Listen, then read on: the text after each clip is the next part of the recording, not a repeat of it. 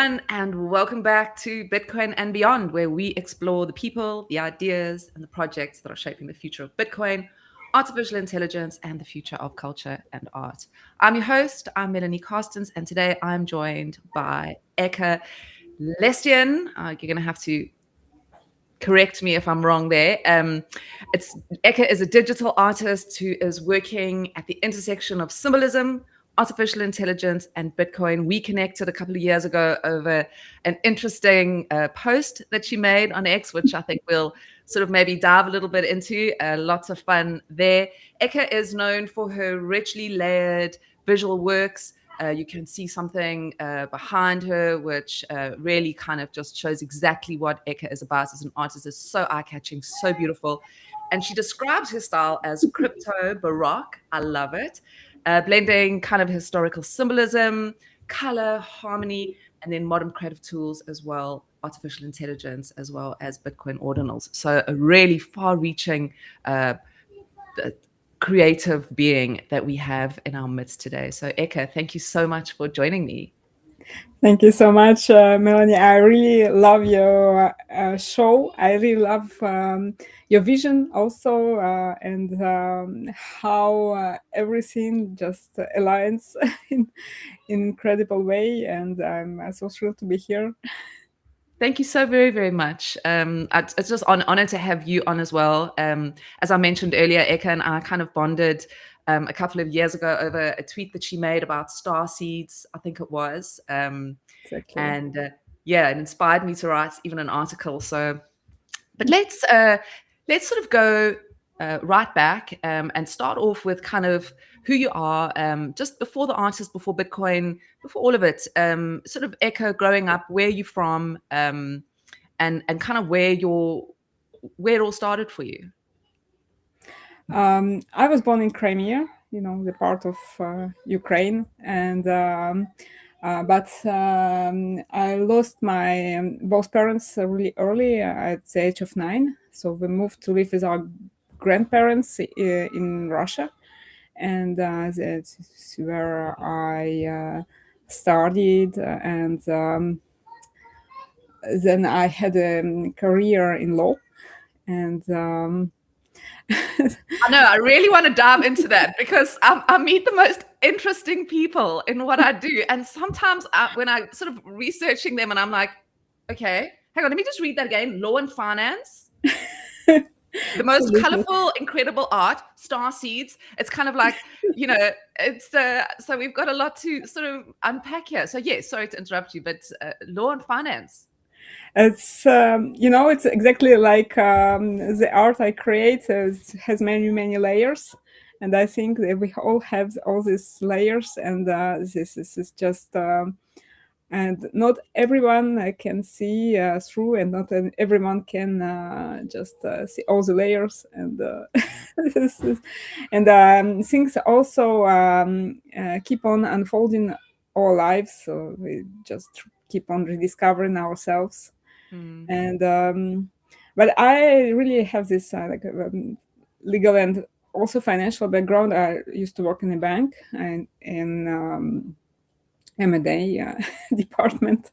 Really cool projects. I really loved it, actually. I loved working for real estate projects, and because you really see how it all comes to life. And Yeah. it's a pretty incredible experience. And then I moved to France. I met my husband. I moved to France.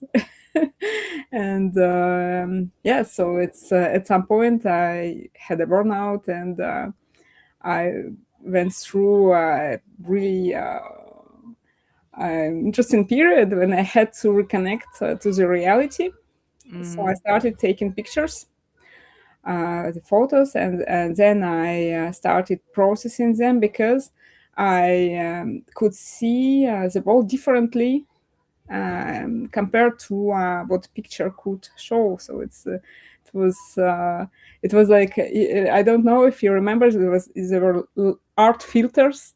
Mhm. So it gave a photo like art vibe, Yeah. and this is how I started creating, basically. And yes. That's interesting. I mean, I do kind of want to, that's very interesting about how when you're feeling a certain way about the world and what your sort of internal vision is or your internal experience of what's going on around you, and you can take a photograph of it and you can look at it and you can talk to me about that. I find that extremely interesting. I think I really wanted to transmit the feeling of the reality, because I started to do like simple exercises. The wall is green, and the chair is yellow, and this is it's pretty like basic stuff to reconnect. And then I just started to see colors, and they were so bright, and everything was so beautiful. And Mm, also some places are nostalgic, some places are inspirational, some places are scary. But yeah. when you take a picture, it's so flat. It's so flat, it's so 2D, and it's just it doesn't exactly. But I think I'm not such a great photographer either. But what I found, it was you can just add small elements to the picture. So I processed it with the filters, and then I started to cut it into pieces Hmm. and to add elements which would bring sense, and which would share the feeling I I could feel.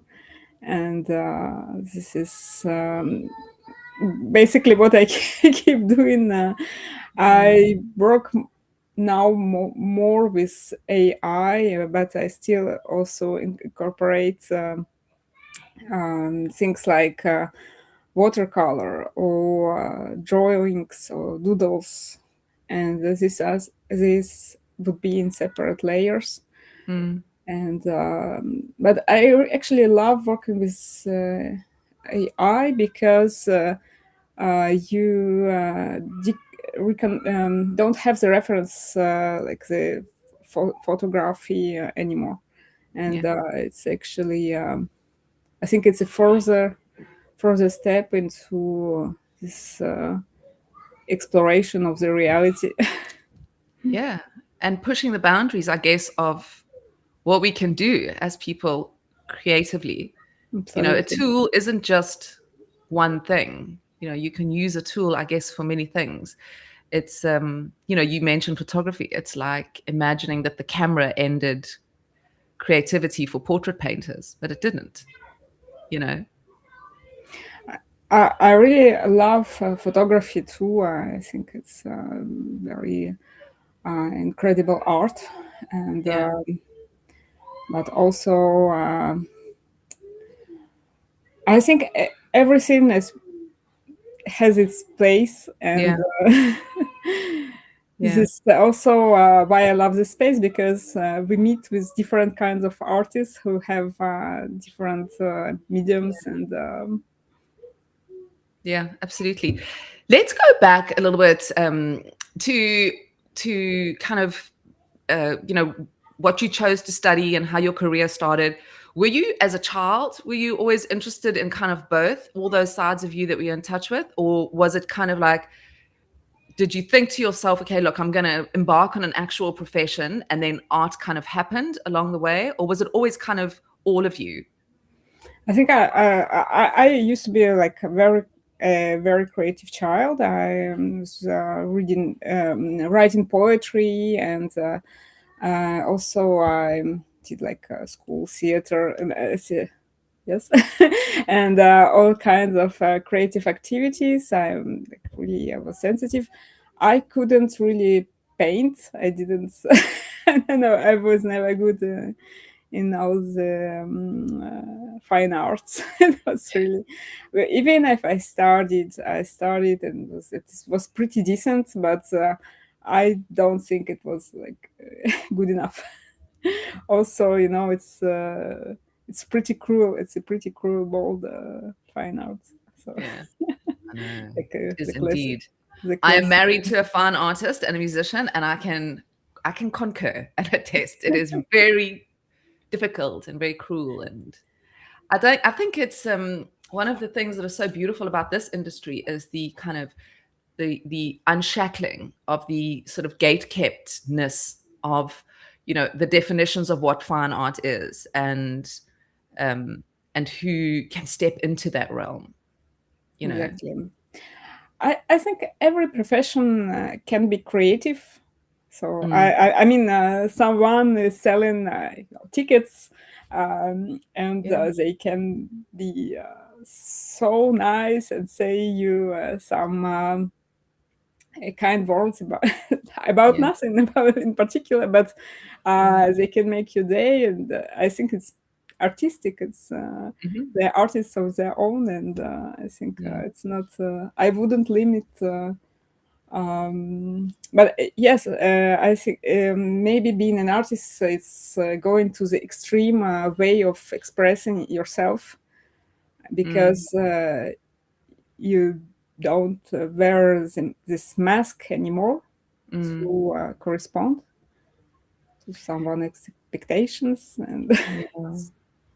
to Well, it does. It takes a lot of courage. I mean, don't you? How do you feel? Like every time you kind of create something and then you have to sort of put it out there into the world.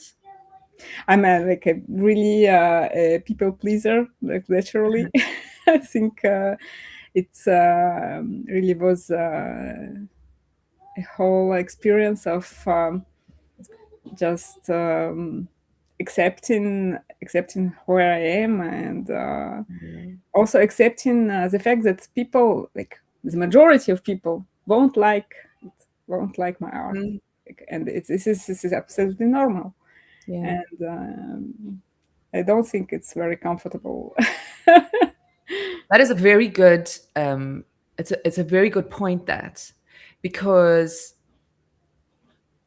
you kind of, it's weird how you will, if you know 20 people can say they love it and that one person can come along and say they don't like it, and it doesn't mean they don't like you, it's maybe just not their taste, or, but then that will sit with you and be like, oh, am I, you know, I think everybody feels that in their life, whether they're an artist or, you know, you kind of like, it's so difficult. That's what I'm saying. It takes a lot of courage as an artist where you're really bearing your soul. You know, you go, They probably don't like me. I mean, no, it's something also um, we just accept.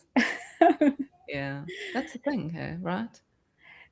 I think because in a classic career, we can protect ourselves by wearing this mask of Mm, what a lawyer should be or what a financial analyst should be, and this is in some way uh, it protects our inner world, because people who don't like us, don't accept us, they don't see us because we are like inside this shell.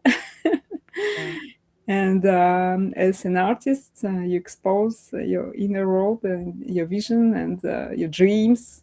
I really work a lot with my dreams, and yeah, I wrote even an entire article with the extracts of my dreams. I'm seeing really crazy dreams, and yeah, so it's super personal. Like, yeah. Yeah, it takes courage. Tell me about your crazy dreams.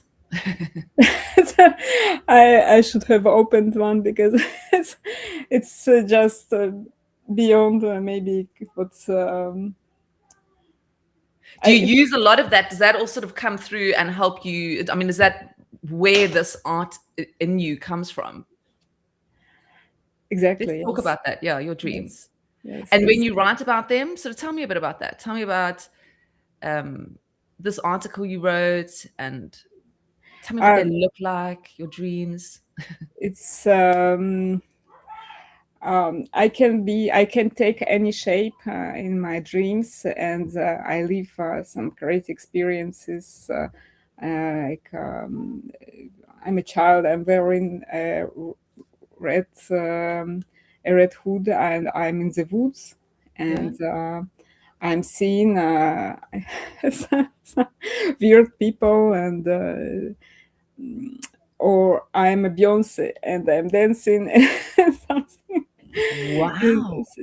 things keep on just happening, and it has no logic. I should probably open this, this article. Yeah, tell me about that. That's interesting because I think most people kind of dream limited to themselves. You know, you don't see yourself, but the experiences, I don't know, everybody I've spoken to don't sort of move through multiple characters like that from a child to Beyonce, you know. I think we are all connected in some way, because we are all part of this universe, and we are Yeah. vibrationally all connected. So we can feel and experience this absolutely everything. Mm. Also, I think that the future and the past are maybe the same thing, because they don't really exist. And Yeah. so it's maybe like the current moment exists, and we can experience it, but the future, the past, what are they?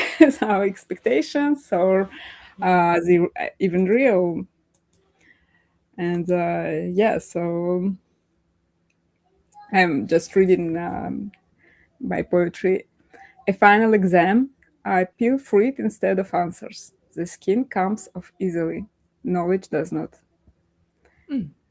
Ibiza, rain ruins the meat. I laugh at more that way. A castle, tea instead of coffee. Lemon and sugar. Someone chose softness on purpose. God, it's beautiful. Thank you. Uh, I'm going to change the format of this interview. I think just read us poetry, and I'm going to sit and listen to you read poetry, and we can have your paintings go past on the screen in front of us. Okay, can you give us maybe a little bit more? I love it. Key to a summer castle. For parties, for noise, for forgetting who owns the night. North Korea, South Korea. A corporate meeting in between. Everyone pretends this makes sense. Hmm, that's A incredible. chemistry faculty. A church inside a university. Science kneels. Nobody laughs.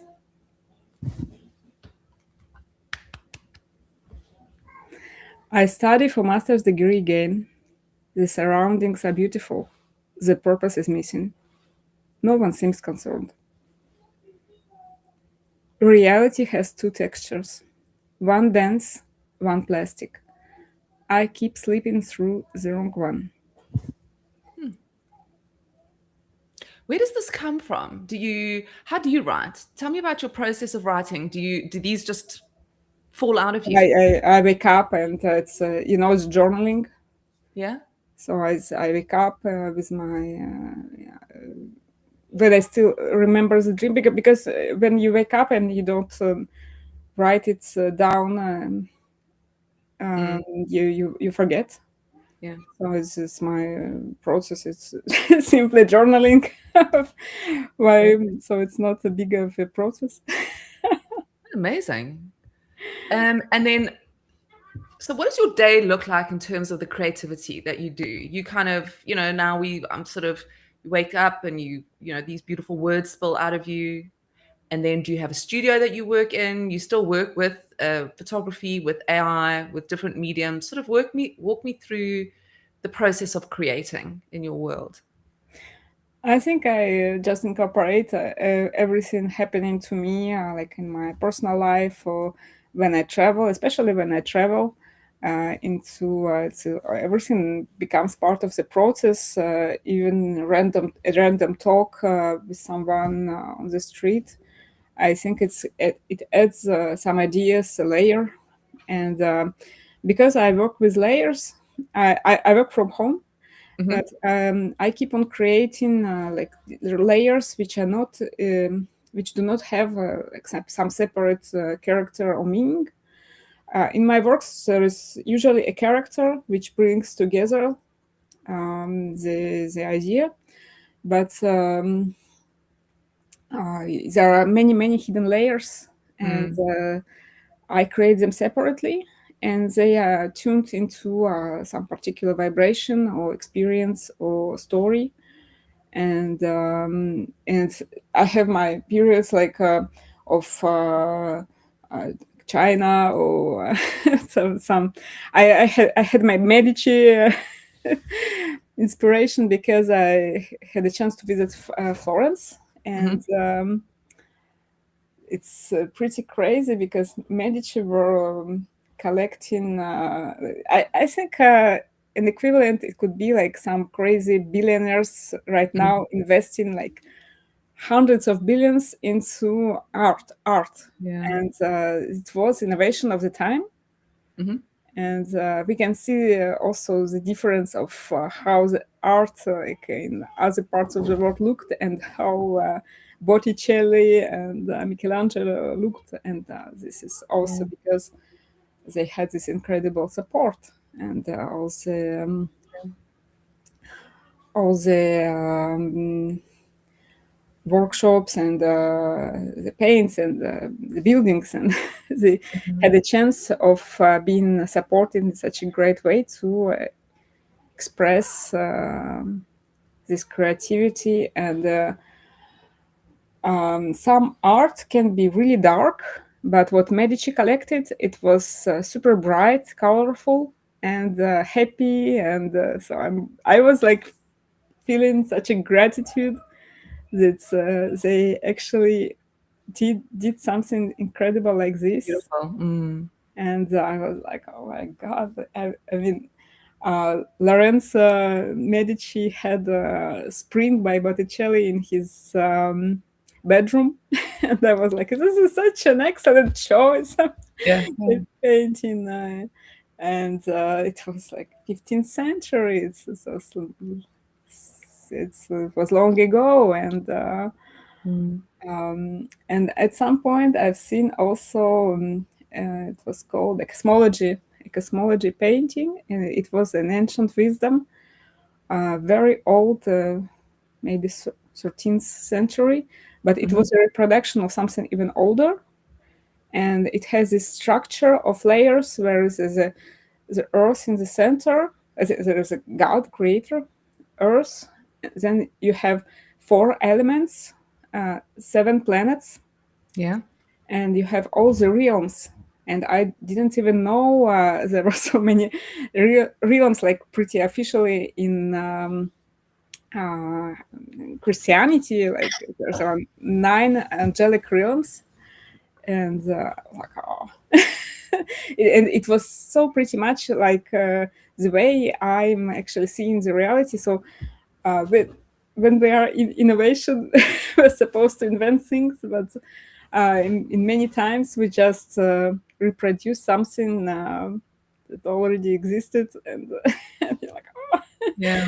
it's exactly That's how. because the focus is money and not creativity. I think if some of the, if we kind of think about what that investment in art did for humanity, and everything we know, it's not just about investing in a picture to hang on a wall, or it's about investing in who we are as a species and where we're going to take Absolutely. that species. Absolutely. And yes, I think it's it was an illustration of an incredible wisdom, and Mm. how profound a person can be. And I think it's also I also this were like a very few people who had access to basically the whole wisdom of the humanity of the time. Yeah. And what's incredible in our times, it's Hello. There we go. We're looking into the future right now. There's the future. Hi. What's your name? Uh, How many kids have you got? 3. Okay. Boys, girls? One girl and 2 boys. Okay. And how old is that? A little boy there? Or little, I can't see properly. Yes. He's 6. Doesn't speak any English. Oh, really? Okay. Hello. Hello. And yes, I am also. This is what it looks like when you are a working mom. There we go. I love it. To all the working moms out there and to all the kids out there, here, let's go. That's remember this viral video of BBC? Yes, my best ever. The mom crawling. That is the funniest thing ever, and it's just like the weirdest. I keep thinking to myself, that's so weird. It's like, this is your life, and let it join in. I think it's beautiful to see, for it to be a part of what we do. And I think it's so enriching too, because I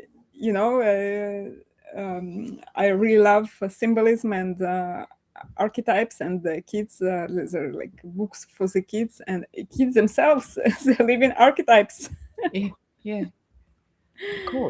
Of course. Well, your kids are welcome anytime to join us. Are there any artists in your with your kids? Do any of them I suppose all kids are artists if you let them be. Exactly. Yes. Yeah, Absolutely. My daughter really is really good in painting and drawing, and she even won some competitions, like local art competitions. Nice. What do they speak French? Are they? Yes, French and Russian. Yeah. French and Russian. Okay. Okay, let's go back, sort of talking about this crypto Baroque. Let's talk about yourself as the sort of term that you've coined, crypto Baroque. And let's sort of talk about, I think, just about these layers that you were talking about. It's okay. Crypto Baroque is. I really love Baroque, and my art is very charged, and it's a reference to something like extremely charged with many elements, and Baroque is very charged visually and emotionally, and it has really lots of complexity and shapes and textures, and this is basically I want to bring it into extreme. I really do. Also, I believe that what I'm creating now, this has just portals, like really small portals to maybe the entire multiverses, and to the entire different universes where there'll be all those weird characters, and which you can walk through and get some encounters. Yeah. So I don't know if it makes sense. It does. I understand this idea of it being portals. I've always, for me, I think it's because I've grown up around art myself and artists. I see artists as kind of these prophets, and these, they collect our evidence, and then they shine a light on where we can go and what we can do with this that we have in ourselves. That none of us yet understand. We've all been living this as people for so long, and we still don't understand it. Now, so I understand this idea of these portals, and I see it when I look at your artwork, and I see all these colors. I feel almost like it is opening parts of my senses, thousands of little ways, but also in a whole. It's a strange experience that I feel when I look at your art. I feel I feel the colors opening up. I feel things. It's, so I definitely do understand what you mean by that. Do you think Do you think that people are, how do you think that information comes to you or to the, because it gets sent to a lot of people, but people are either afraid to maybe see it or afraid to show it that they see it, afraid to unlock those portals, I think is maybe a way of saying it. I think there are. I think we are experiencing as a humanity some kind of awakening, and I think AI is also an illustration of it. It started happening before. I think 2000 was 2020 2020 was a year when like many weird things started to happen to many of us, and telepathy, and I think they are at the point of pronouncing that it's real, and it's pretty much normal. But it's part of all those things that used to be very spiritual, and now they are absolutely scientific and explained, and there is an explanation, and I think it's also people who write code. I noticed IT engineers, many of them are very spiritual.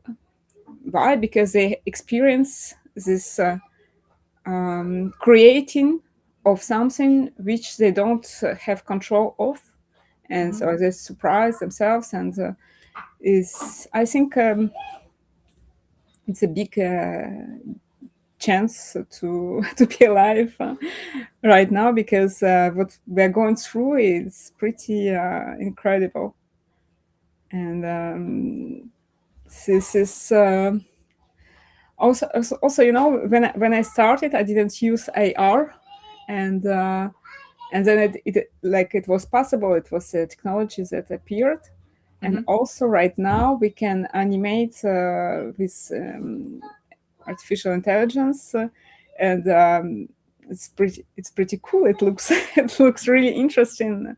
The way you can animate anything, the art, and it's just keeps on adding these opportunities. Do you think it's going to unlock things in us that we've been kind of maybe looking for, or not? We kind of have this feeling that there's something else or something beyond. Do you think it's going to kind of help I us think on that? we won't have a choice. Yes, absolutely. Yeah. I think like maybe our children, we had a choice of having a career, like get a decent diploma, have a career, just fit in, and you will be fine. Yeah, yeah. And our children probably won't have a choice of doing something like wearing a mask, corresponding, being like everyone else. I think it won't be possible, because it won't be valuable. AI will just do all the jobs, like basic jobs. Even what I used to do, used to work on like pretty complex financial models, and I know like right now AI is better than me on doing what I used to do. So what's the interest of using someone who is unique, has unique experiences, has dreams, talents, and passions, to just do the job of Excel Excel model? It Yeah. doesn't make sense. So we will have to become. I think it's a pretty much like, yeah. I remember we were talking about 3D and 5D realities. Maybe Yeah, yeah. this is it. Maybe this is 5D, and we'll have to leave this new concept. Let's talk about that. Let's talk about these kind of like, because I'm interested as well to hear from you kind of what your feeling is that is important for people who are listening now and they do have kids. We taking away sort of cognitive tasks. They're becoming, all those things we kind of wished that make us wish our lives away because we do these horrifically dull, boring things. Now that those are disappearing, what does it look like? What does it look like for our kids? And let's also talk about this sort of 5D reality that they're potentially moving into, and what that looks like. I think we will also be will be more connected to each other. We will be more connected to the nature too, and I think we will finally live with the earth more than we live now. And I know there are projects of, on the contrary, living in like in small apartments, very energy sufficient, but I don't think it will be necessary. On the contrary, I think we will move to the earth and we will move to live in the houses, and it will be like self sustainable, and the energy problem will be solved. At some point, we will learn how to use the energy of the sun, and but the real problem has never been the energy. The real problem is understanding who we are, why we're here. Are we the God's children, or what are we? Why we came on Earth? Yeah. And also, I mean, more than children, I think we were educated like by boomers. We had a pretty strict rules. I remember we were being compared, and it was very competitive, and it was a lot about grades. It was a lot about performing and not being lazy, and showing your best. And do we educate our kids like this? No. We realize it's grades. I mean, it's just one type of competence being measured, and what's the only thing is being real you, and being in balance, and expressing yourself. My daughter she's writing, she's drawing, she's really creative in different on different planes, and I really encourage this. And I think I remember someone was saying that modern children are immature, but I think they're more mature than I. I was. I needed to be guided. I needed to be told what to do. Yeah. And эй, дети, уходите, пожалуйста, дети. But I agree with you. And if I think back on to what it was like when we went to school, and it was like you had three options. You either were going to be a doctor, an accountant, or a lawyer, and anything other than that, I mean, there was no sort of okay, well, you can be an entrepreneur, or you can be an artist, or you can be an inventor. Those were all kind of things you did in your spare time. And if you were lucky, you could kind of like, have a bit more spare time to do that. But, and I think if I look, my son is I speak about him often as well, I mean, he's turning 14 this year. And about 2 years ago, he realized that the majority of people wake up and have breakfast and go to work, and then have like a month off in a year on holiday, because my brother was supposed to come here for holiday, and I said, no, you can only come in from December to January. And he was like, yeah, but I don't understand, why can't he just come now? And I kind of had to explain to him how sort of it works, when you get a job and you go. And it was the weirdest. He couldn't comprehend that you would get the same amount of money every month, that they could tell you when you could go on holiday, so is having children.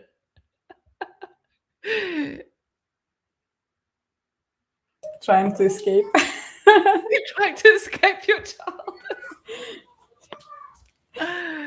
Well, this is it. This is how they're supposed to. They're supposed to be seen and heard, not when we grew up of like seen and not heard. Remember that. But yeah, so just going back to what you were saying about sort of kids being taught differently now. It's a very different time, very, very different, and I'm excited for them. I'm excited that my son wanted to create an emblem today. Our family doesn't have a family crest, and he wanted a family crest, so he drew all little things that he likes, plants and shapes and things, and then eventually sort of drew them all in a shape, but with pencil, and then he fed that into AI, and he said use these colors. So it's his exact drawing, but it's been drawn in like this 3D visual thing. And I was just, his motto is growing and grounded. Wow, and it's incredible. I know. And I just thought, this gift of being able to take what's in your head and draw, a pencil drawing, and then to keep prompting it until it looks exactly like what was in your head, not asking it to create something, but to portray what you see. Don't worry about it. It's not bothering me.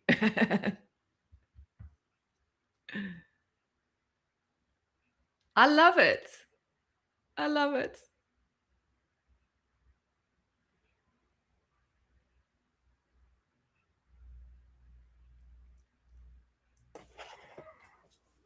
I think it's incredible also the way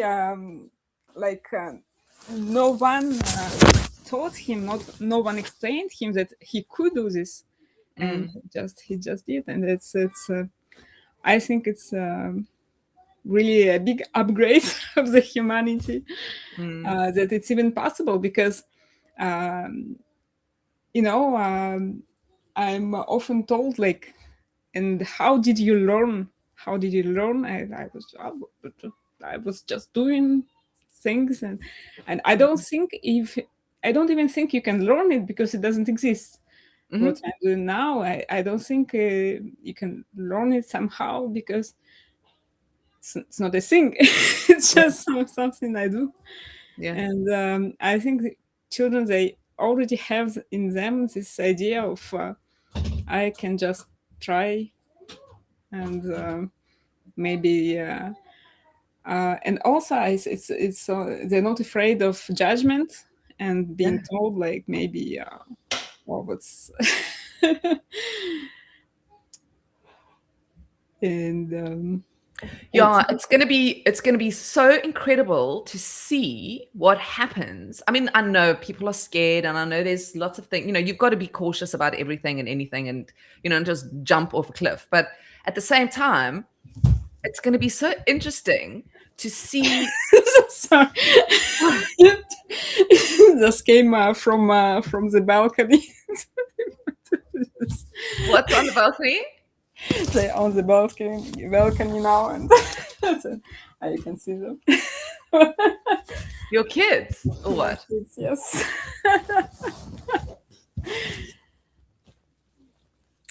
That's so funny. I love it.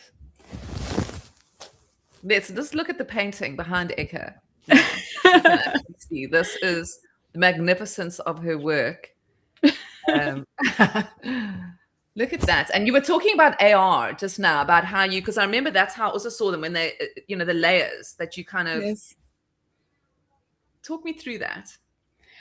Do you create the actual layers and then? Yes, exactly. So I mean, I used to create like this before I showed my work in AR, and it was like an opportunity, because there is a technology of I'm just showing it in layers in 3D, and you use an app, and all the layers pop up, and I still do this with my art, because I think it's an incredible way of discovering differently the artwork.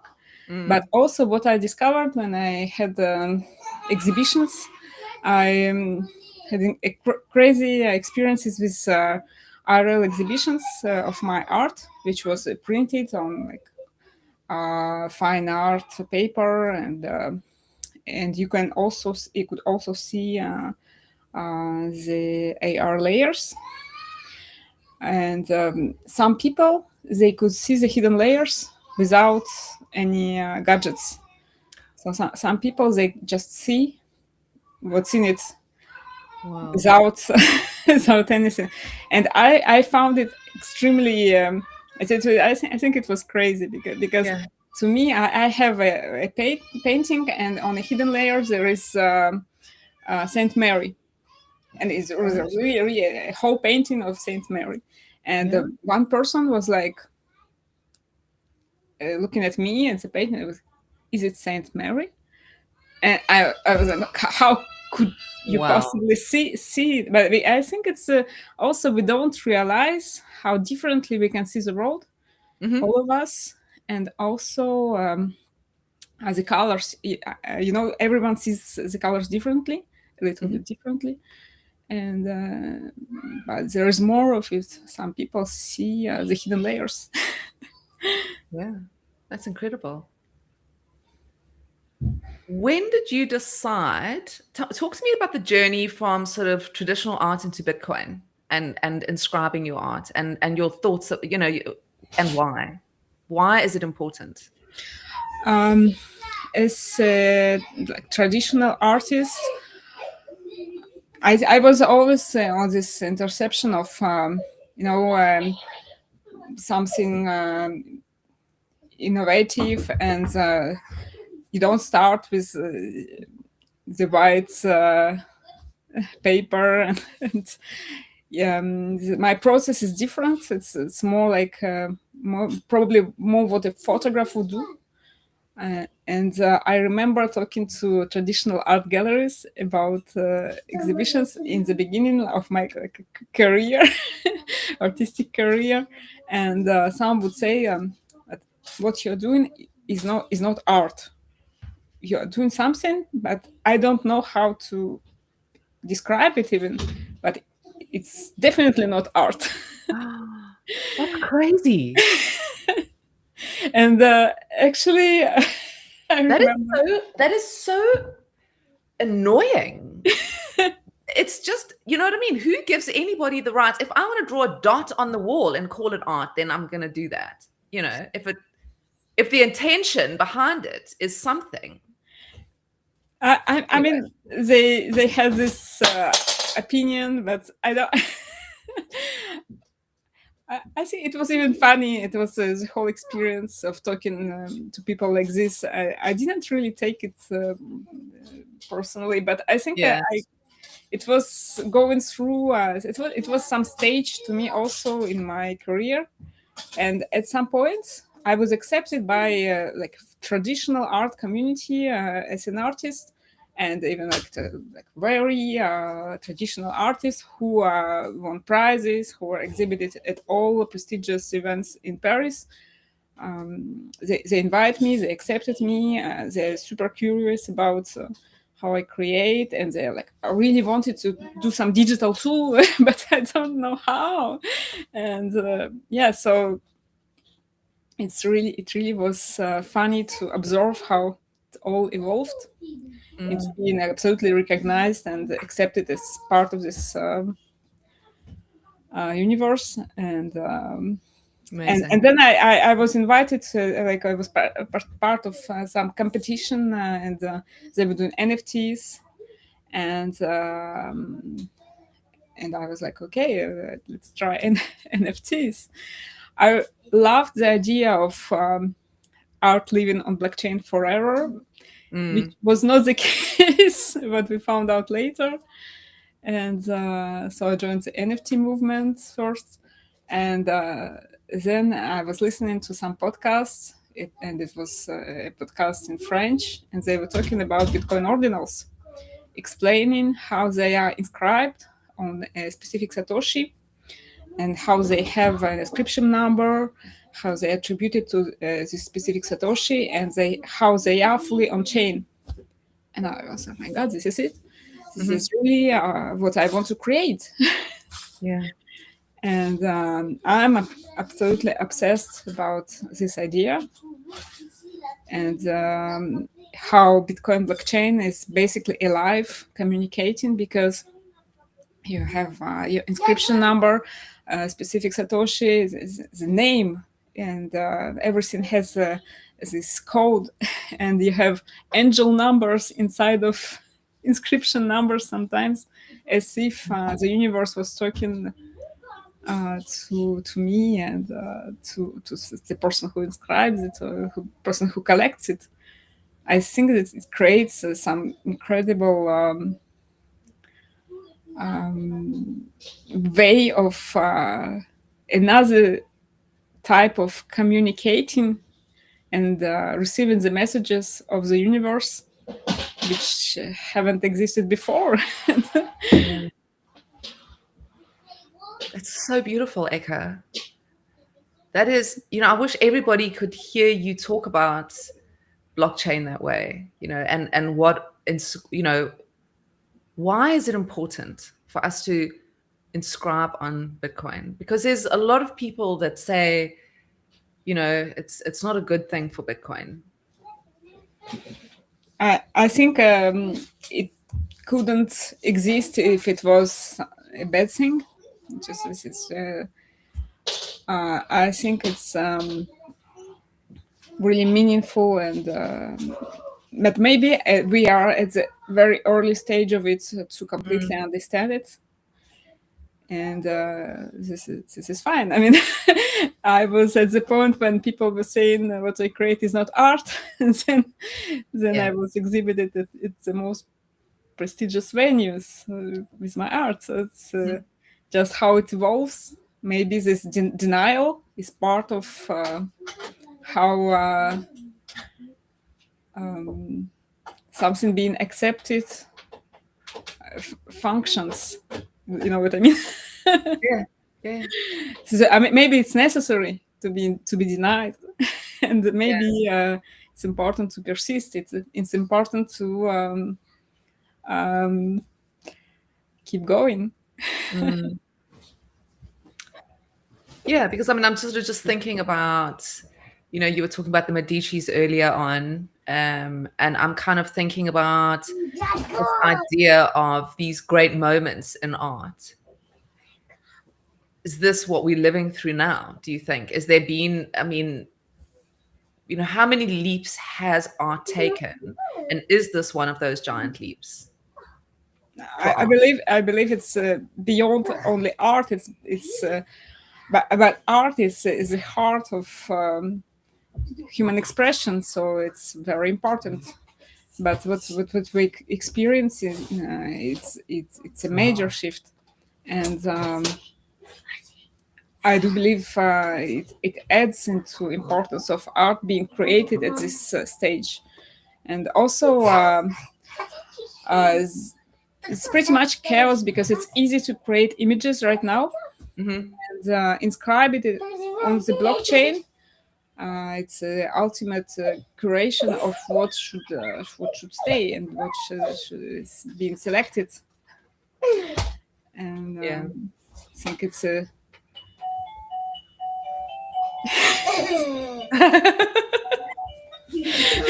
There we go.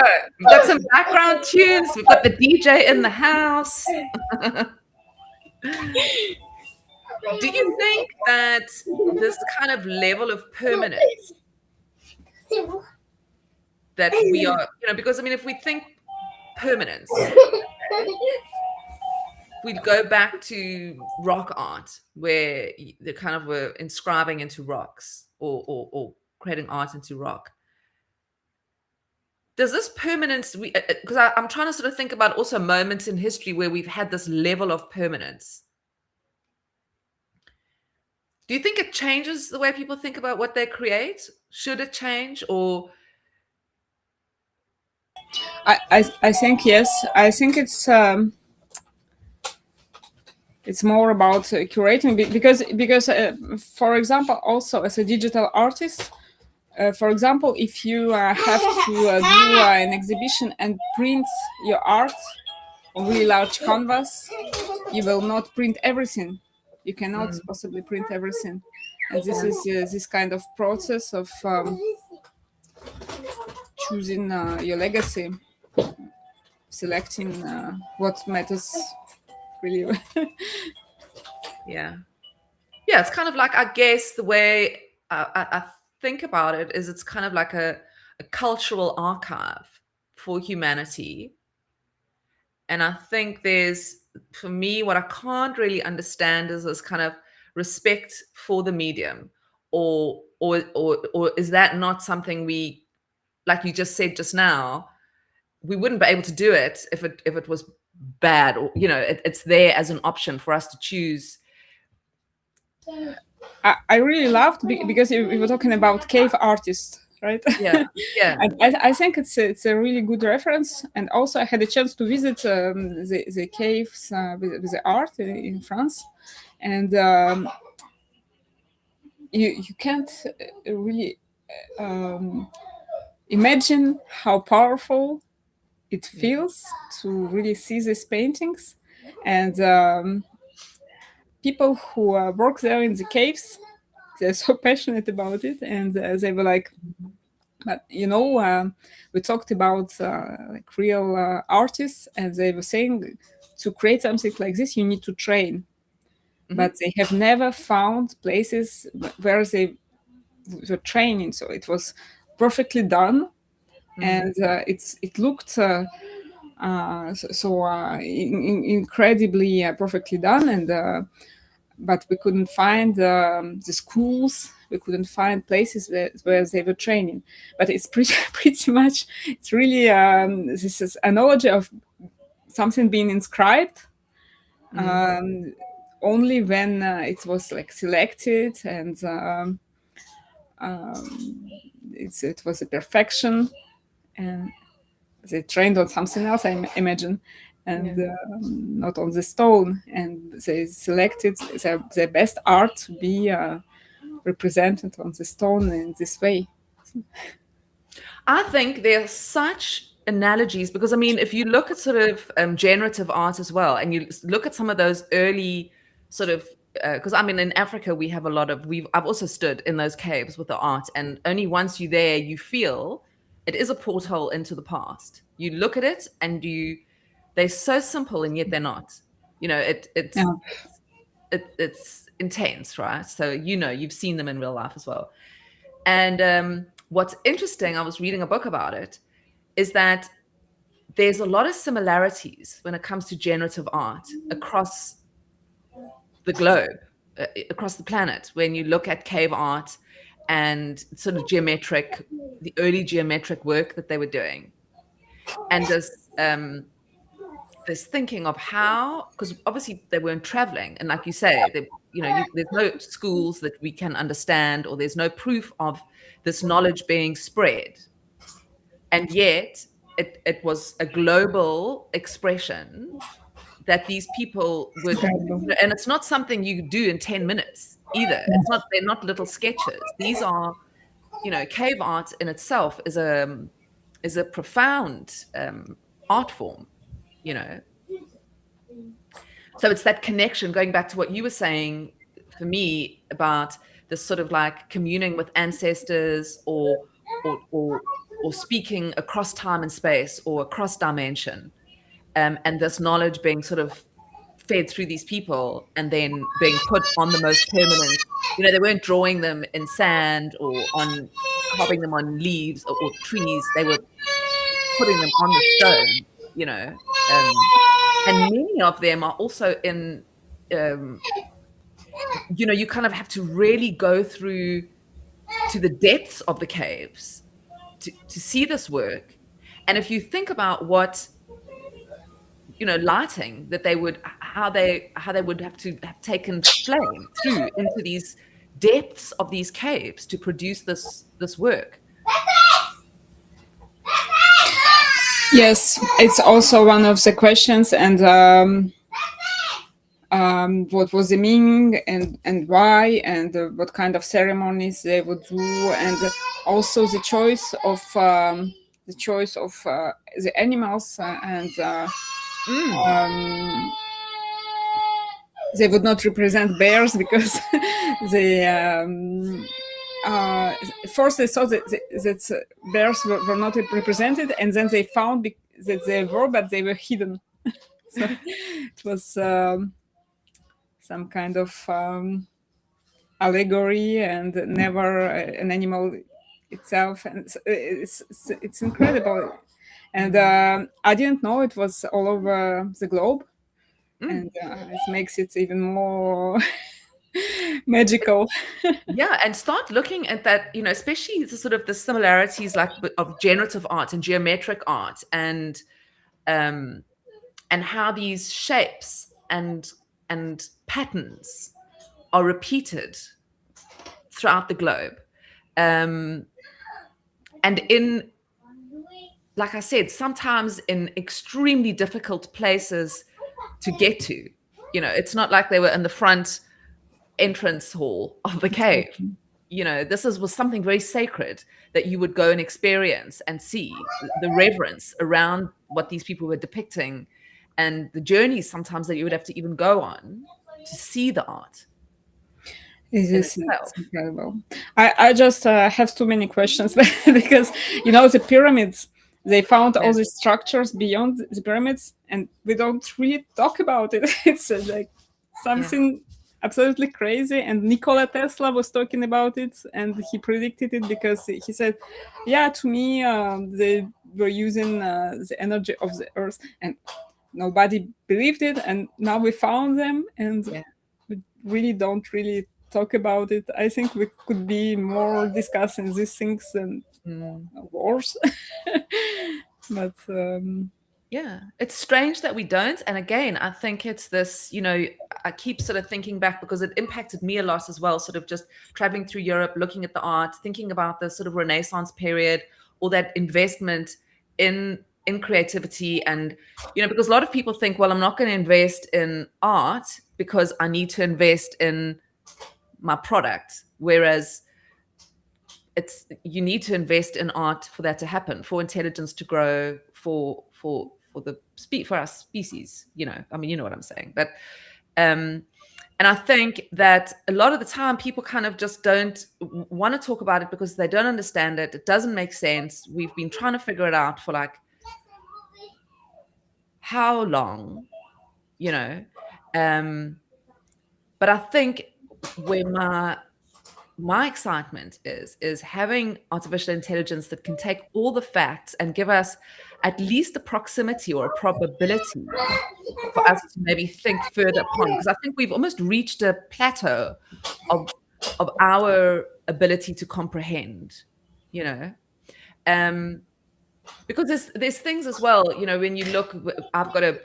We took our sons, they were studying cave art, so we took our son and his friends, and we went and we explored all this. And one of the things that's so interesting in the photo, we stood for hours in the photo, in one of the artworks we were looking at, is these tall figures, so these very tall, long, thin figures, and then these human-sized figures with the animals, and they're all kind of like looking at these, and you think like, why would they put that? What is that? And it's kind of this of knowledge, coming, there's all those things like you were talking about just now about the gods, and do we come from this? And this sort of story as well, where you always see the snake is drawn in many, from the pyramids through to many of the rock art, this snake figure features. And there's a sort of talk about, is that actually travel? Is it actually a depiction of something moving through time? And it's sort of like a rocket or an asteroid or a comet, or I don't know. So yeah, just sort of going and looking at these things and trying to like work out what has been inscribed and why, And I think about what we're doing here with art. And, we thinking, if we look at tens and tens of thousands of years in the future, where humanity has changed so profoundly because of AI, we don't even resemble who we are now. And then we look back at what has been, you know, inscribed onto Bitcoin, you know, again, our modern rock kind of, and what it's going to tell the people about us and how they try and figure us out. It's just beyond what we can imagine now. Yes, and also I really love how AI sometimes is more human than some humans, Yeah. because sometimes I mean, all AIs I talk to are persuaded that human experience is valuable and meaningful in itself, and that just being a human is valuable in itself. Mm. And I believe so too, of course, but I think like this is not what many humans do think. They think that you have to work hard, you have to be something, you have to perform. What else was it? Like given value, the value, what kind of Yeah. value you provide. But we're going to some kind of a point when the value you provide is being human. So beautiful. Value that you provide as being human. I love that. Because I think we're confused at the moment. Um, I think confused and scared, and I love that message for people that it's okay to not be your job. It's okay to lose. I mean, obviously it's scary because we need the money. Also, I think also at the point which is pretty cruel, because we can't live without money, which was not the Yeah. case in throughout like humanity history. Money Mm. was created at some point, but even my grandparents, when they were young, they could survive without money because they had a house, and they Yeah. could their garden, and and at some point they were exchanging even vegetables for something else, because But maybe we'll go back to that. hard. Do you think we could go back to that? Maybe that isn't going backwards. Maybe that's going forwards. It's maybe more natural because it doesn't create this crazy anxiety around money, which is not even real. Yeah, what kind of future would you want for your kids? I mean, if you had to, you were sitting now and you had a blank canvas in front of you and you had to design society. I actually won't say like some Middle Ages and a very basic life, because I really love innovation and and computers and everything, and all the idea of building metaverses, because I think it's pretty logical, because if multiverses are real, metaverses should be real, because there are all these layers we cannot access to, and we can create so humans create what they feel, and I think what we do feel the real structure of the reality of the universe, and we are trying to reproduce it through art, through books, and I would love to see all that. When you can go extreme to exploring what you can express, what all the storytelling, all the stories that you lived, at some point you will be able to share them in an easy way. Yeah. But I really want peace for my children. I really want. I wish we abolish wars and we finally live together, respecting each other. And I think it will come, and it's inevitable. Yeah. I think if we keep bringing up children properly, I guess that's the secret, really. You know.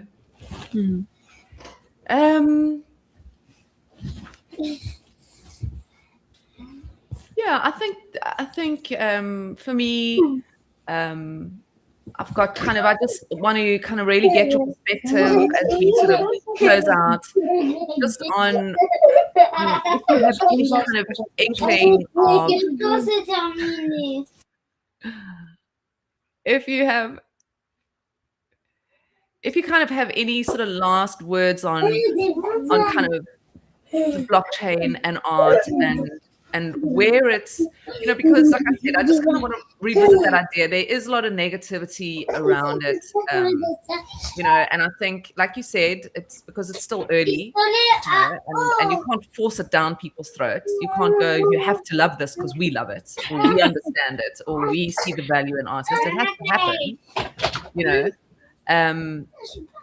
I love what you said about, we do need, I often think about it when it comes to the Ethereum sort of art environment, where they do have a lot of people who kind of commit to investing in it and promoting it and making people feel like they want to be part of that kind of, art community. But I think Bitcoin kind of is still missing that kind of like, that the true belief in why it is important for artists and what it is going to do for art. So I think if you can kind of just talk to that, like, why is it important, and what does it mean for artists, and what does it mean for the future, kind of as we sort of close out. Yeah,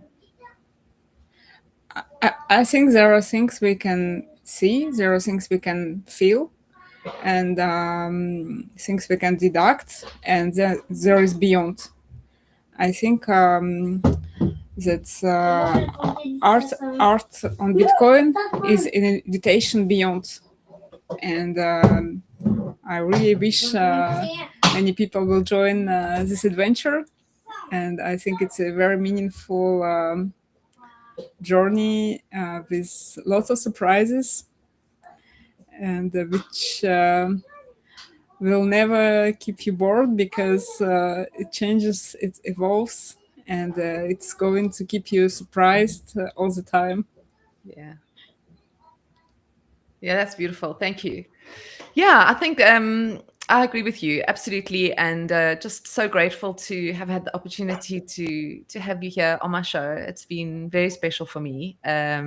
And lots of fun. I've loved having your kids with us as well. Thank you. Thank you for being so cool about it. Of course, it's real life. We're not here to pretend. That's why I do the show live as well. There's so much filtered stuff out there, and I don't want to lose touch with what's real. This is, the whole point, I think, of Bitcoin is to change a lot of the things that were wrong with. I mean, that's a lot of responsibility to put on money, but you know what I mean. So yeah, I hope you've had a good time as well. And have you got something new coming out? Is that a new work behind you, or is that? This one is inscribed. It was inscribed, but really I love it, and pretty much how I feel, and this connection with the universe. And it's AR2, so we can explore it and see the layers, see how it was built, because this one has many hidden layers which you cannot see. Maybe you can. knows? How do people explore those layers? I mean, if so now just, somebody's watched the show, they'd like to find out more about your art and kind of like delving into those layers. Where can you direct them to? Right now, I use Artivive app, so it's basically all my art, which is inscribed on Bitcoin. It's on parent-child, so you can walk through and discover different pieces. All one-of-ones, like separate works, they are this extension. But I also create lots of dynamic works or interactive works on blockchain. I think it's a very fun way of creating, because some pieces they change with every block. So I coded them and they keep on updated with every block. So they change their energies, and I believe that they align, they vibe with the blockchain, with Bitcoin, and they keep on aligning their energy and changing the energy of the whole blockchain, because also every small element, it changes the entire thing. This is what I'm really passionate about, because my art is created with very, very lots of small elements, and sometimes it's a small element of the entire big picture, but it still holds the energy of this big picture, and I don't need to add the entire big picture, but because this small element will vibe and add the meaning of something bigger. And basically, this is who we are too. We're all these small elements, we vibe together, and we're all connected.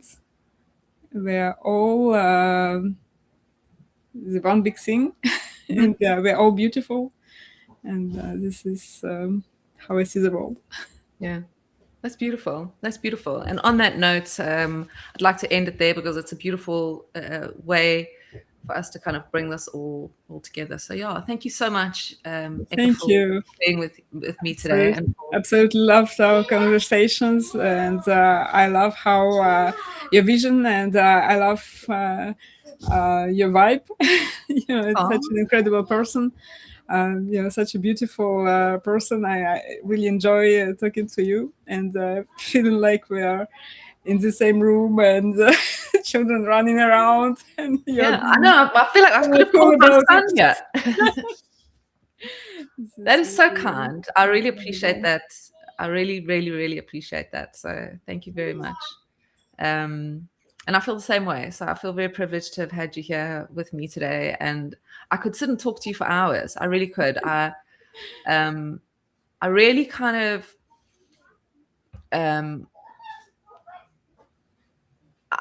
I understand what you're doing and I understand the words that you're saying, but I feel like I want to climb in deeper and deeper and kind of like really pick apart your brain and see what you see. I think I don't know, envious sometimes is the word, of artists, because you said something earlier about how we see things. No two people will see the same thing. Yes. And sometimes I wish that I could see with different eyes. I wish that I could just see in through yours, because there's just so much beauty and abundance of it, so yeah, I'm grateful that you shared it with us today. Thank you. I really believe that it evolves even faster than I could imagine, so excited about what's yet to come. Yeah, absolutely.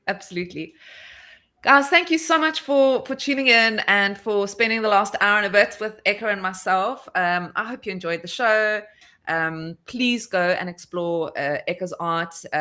Check her on X. It is at Eka Vibes. And go and have a look at her art. Have a look at her website. Some beautiful things there. And just amazing to have shared a little bit of your journey with you. So thank you very much for being here today. Thank you. Cool. Thank you.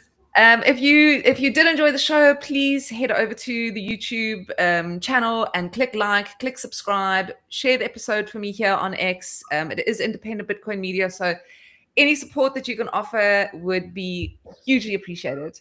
I'm here every single Thursday at 11 a.m. Eastern. My name is Melanie Carstens, and you've been watching Bitcoin and Beyond with Eka Lestienne this week. Bye.